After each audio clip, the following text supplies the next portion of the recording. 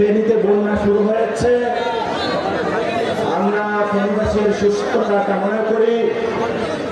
কুমিল্লার গোমতী নদীর পানি উপচে পড়ছে, সেখানে বন্যা শুরু হচ্ছে। আমরা বাংলাদেশ সরকারকে আহ্বান জানাবো,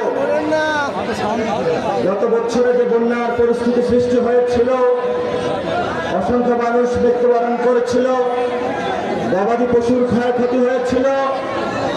এই বছর যাতে কোনো আমরা বন্যা পরিস্থিতি মোকাবিলায় সরকারের সহযোগিতা, সমন্বয়হীনতা আমরা না দেখি। আপনারা দেখতে পাচ্ছেন জুলাই গণঅভ্যুত্থান হয়েছে, 1 বছর হয়েছে, জাতীয় সংস্কার কমিশন গঠন হয়েছে। সেই সংস্কার কমিশনে বিভিন্ন দল একসাথ হয়েছে বাংলাদেশকে নতুন একটি জায়গায় নিয়ে যাওয়ার জন্য। কিন্তু আমরা দেশবাসী এখনো সেই সংস্কার কমিশনের দিকে তাকিয়ে আছি। শহীদ ভাইরা এখনো তাকিয়ে আছেন, আহত ভাইরা তাকিয়ে আছেন, ঝিনাইদহবাসী এখনো সেই সংস্কার কমিশনের দিকে তাকিয়ে আছেন। সংস্কার কমিশন ভবিষ্যৎ বাংলাদেশ কোন দিকে যাবে, এই পর্যন্ত বিভিন্ন দলের সমন্বয়হীনতার কারণে, অসহযোগিতার কারণে আমরা এখনো সঠিক রাস্তা খুঁজে পাই নাই। যেটা বাংলাদেশের একটা আসলে সংকট। শুধু তাই নয়, আমরা দেখেছিলাম একটি বিচার ট্রাইব্যুনাল গঠন করা হয়েছে। শেখ হাসিনার আজকে বিবিসির যে রিপোর্ট প্রকাশিত হয়েছে, সেই রিপোর্টের মাধ্যমে আমরা জানতে পেরেছি ডিরেক্ট খুনের দায়ে অভিযুক্ত, আমাদেরকে খুন করার নির্দেশ দিয়েছিল, লিথাল উইপন ব্যবহার করার নির্দেশনা দিয়েছিল। আজকে ইন্টারন্যাশনাল মিডিয়ার মাধ্যমে পুরো বিশ্ববাসীর সামনে তা উন্মোচিত হয়েছে। আমরা সরকারের নিকট আহ্বান জানাবো, তথ্য প্রমাণ ভিত্তিতে শেখ হাসিনাকে অতি দ্রুত গতিতে বিচারের সম্মুখীন করতে হবে। আজকে বিএনপির মহাসচিব একটি বক্তব্য বলেছেন, আওয়ামী লীগকে বিচারের কাঠ দাঁড় করাতে হবে। আমরা এই বক্তব্যের প্রতি সমর্থন জানাই।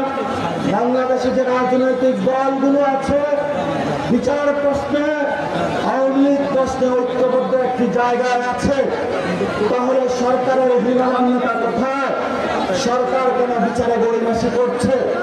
বর্তমান যে ইউরোপ সরকার রয়েছে, আপনাকে আমরা সময় দিয়েছি, আপনি 1 বছর অতিবাহিত করেছেন।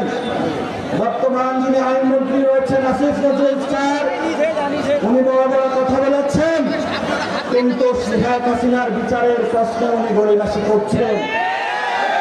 আমরা আরো দেখছি উপদেষ্টা পরিষদে যারা রয়েছে, বাংলাদেশের বিভিন্ন জায়গায় প্রশাসনের স্থবিরতা নেমে এসেছে। জুলাই যোদ্ধাদের উপর আক্রমণ হচ্ছে, বিভিন্ন জায়গায় মিডিয়ার মাধ্যমে আমাদের উপরে ক্রু হচ্ছে, মিডিয়ার মাধ্যমে জুলাই যোদ্ধাদের আক্রমণ হচ্ছে। স্বয়ং সরকারের বিভিন্ন প্রতিষ্ঠান থেকে যারা শহীদ আহত জুলাই যোদ্ধা, তাদের এই ঐতিহাসিক বাংলাদেশের লড়াইকে তারা মত বলে আখ্যায়িত করছে। বাংলাদেশের জনতা ঘুমায় যায় না, আমরা মাঠে আছি বাংলাদেশের সঠিক পথকে নিপথে নিয়ে যাওয়ার জন্য। যতটুকু করার প্রয়োজন, যতটুকু করার প্রয়োজন, ততটুকু করে আমরা ছাড়বো ইনশাআল্লাহ। আমরা কোনো প্রশাসনকে ভয় পাই না, আমরা আর্মিকে ভয় পাই না, আমরা পুলিশকে ভয় পাই না, আমরা মিডিয়াকে ভয় পাই না, আমরা ব্যবসায়ীকে ভয় পাই না। কারণ আমাদের ক্ষমতার উৎস হলো জনতা। সেই জনতার মধ্যে বড় একটি দুর্গ আজকে প্রমাণ করেছে ঝিনাইদহবাসী। ঝিনাইদহবাসীর এখনো রক্ত জেগে আছে। ঝিনাইদহবাসী জেগে থাকলে বাংলাদেশ পথ হারাবে না, হারাবে না ইনশাআল্লাহ। তবে আপনাদের কাছে আমাদের একটি আকুতি রয়েছে, ঝিনাইদহবাসী এখানে স্বাস্থ্য, চিকিৎসা, সীমান্তবর্তী সমস্যা থেকে শুরু করে অজস্র সমস্যার জর্জরিত এই ঝিনাইদহবাসী, কিন্তু এই সমস্যা সমাধানে গত 50 বছর বিভিন্ন রাজনৈতিক দল তাদের অদল বদল হয়েছে ক্ষমতায়, কিন্তু আমরা ঝিনাইদহবাসীর কোন ভাগ্যের পরিবর্তন দেখি নাই। ঝিনাইদহবাসীর ভাগ্যের পরিবর্তনের জন্য যারা আজকে আপনারা এখানে উপস্থিত হয়েছেন, প্রত্যেকেই বিভিন্ন জায়গায় ছড়িয়ে ছিটিয়ে বিভিন্ন যারা গরিব দুঃখী মানুষ রয়েছে তাদের ঘরে ঘরে গিয়ে সেবা পৌঁছে দেওয়ার মাধ্যমে নতুন বাংলাদেশ গড়তে আমরা যে প্রতিশ্রুতি নিয়েছি সেই প্রতিশ্রুতিতে আমাদের ঐক্যবদ্ধ হবে। সেই ঝিনাইদহ গঠনে আপনারা সবাই ঐক্যবদ্ধভাবে প্রস্তুত আছেন? ঝিনাইদহবাসীকে গুলিয়ে গেছে, আবার যুদ্ধ হলে থাকবে। আমরা শহীদের রক্ত, আমরা শহীদের মিছিলের অনুসারী, আমরা আবরার সাহাবের অনুসারী, আমরা ঝিনাইদহের যারা শহীদ হয়েছেন তাদের উত্তম শরীর, ঝিনাইদহবাসীরা যারা আহত হয়েছেন তাদের উত্তর শরীর। এই জন্য ঝিনাইদহবাসীকে বলবো, টাকার কাছে নিজেকে বিক্রি করবেন না, ক্ষমতার কাছে বিক্রি করবেন না, চাঁদাবাজদের কাছে নিজেকে বিক্রি করবেন না, মাদকের কাছে নিজেকে বিক্রি করবেন না, সন্ত্রাসের কাছে নিজেকে বিক্রি করবেন না।